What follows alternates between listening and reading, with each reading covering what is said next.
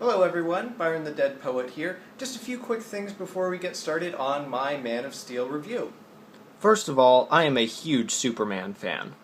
I grew up watching the Christopher Reeve movies and the live-action Superboy TV show. I continued on with Lois and Clark, Superman the Animated Series, and of course Smallville. And secondly, Henry Cavill has been my first choice to play Superman for over 10 years. When I saw Count of Monte Cristo in 2002, I couldn't help but notice how much he reminded me of Tom Welling.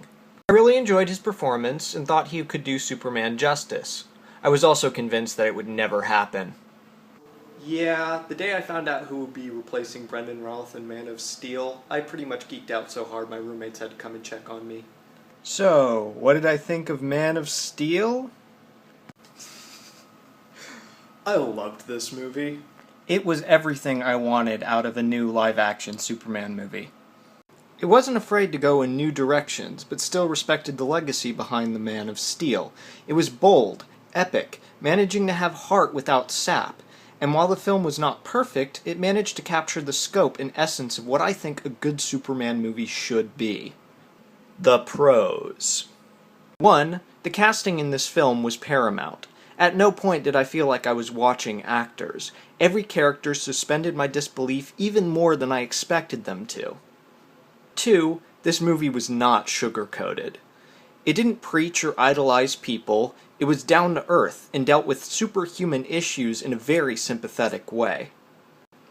And 3. We finally get to see Superman cut loose and actually fight. The cons. 1. This film was messy. We get to see Clark's youth in flashbacks, and while this is a good idea, it was poorly executed. More than a few shots were too busy, making it hard to follow what was going on or where we should be looking. 2. I felt there was something missing between Lois and Clark. Their relationship made sense in terms of the film and lore, but it felt rather forced overall. 3. This felt like a Superman world, not a DC world. I have trouble seeing how Justice League characters could exist in this universe.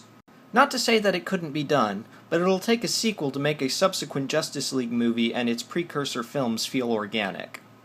While I think this movie could have been better, overall it accomplished what it aimed to do: create a sympathetic, epic Superman movie. But it was new and different, and not without its flaws. Ultimately, people will love it, and people will hate it, but in the long run, I believe it will be considered a triumph. Hey everyone, thanks for watching my first video. If you enjoyed it, like, comment, and subscribe, and I'll be working on some new stuff soon.